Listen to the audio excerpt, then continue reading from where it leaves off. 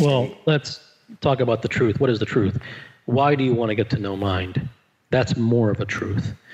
The reason that most want to get to know mind is because they want to experience the wonderful experience of no mind. It's a chase. Or get rid of the bullshit that goes on in my mind 24/7. That's a chase too. You're not going to outrun those things. So the only reason they want these things is because they chase experiences. They want to have the lovely experience of a spiritual experience and where there's no thought and their consciousness and all is one and beautiful love, love, love, and they're all full of crap. That is not real. That is not genuine. That is not true. No mind is a natural side effect. And I hesitate about any person who comes and asks me, how do I get to know mind? It's like asking me, how do I make $1 million? It's a chase. Mm-hmm. Therefore, it's not worthy of a response. So you don't see it as a worthy journey for somebody to try to at least minimize the crap that goes on in their mind? No. Minimizing is useless. Either you're going to get there or you're not. Mm-hmm. I'm not interested in help or betterment, or I'm a little bit better than this than I was last year. I'm a little less angry. Now, I'm not saying people should look at it that way. I'm just telling you the way that I look at it. I have no interest in self-help.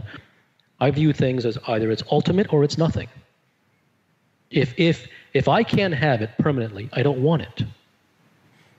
Yeah. So and you and I have talked about that before. We've talked about the fact that, hey, you take an athlete, for example, who's thrives in pressure situations, whether it's the 18th green on a Sunday afternoon or whatever. Is that person completely detached or disidentified from their mind? Is that how they're approaching that last shot on that 18th green, or do you not look at it that way? No, I mean, it's true that athletes, they fall into so-called zone. They do fall into those things. And, no mind states do find people, and most people have experienced them.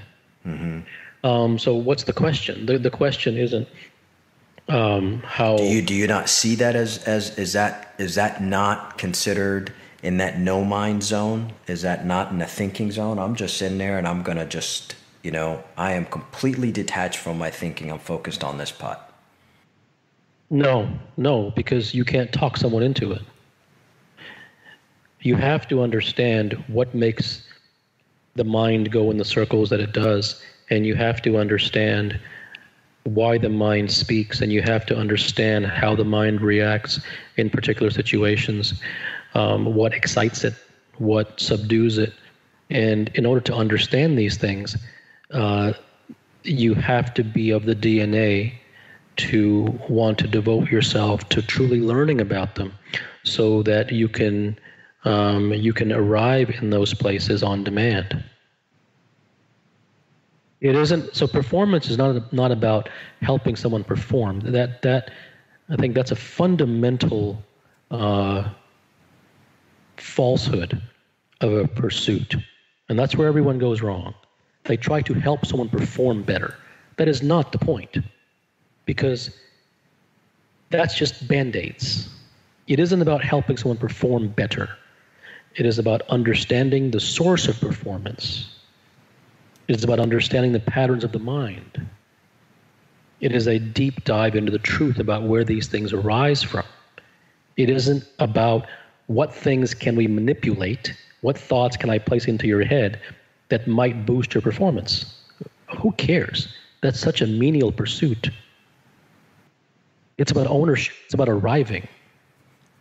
So so you just triggered something. I mean, obviously, as human beings, we all have limitations. Those are the things that we're continually examining.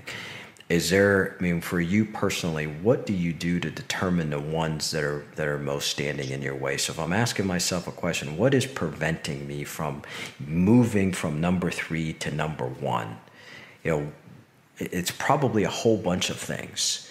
Or is there an approach for you to think about, hey, let me tackle this thing first?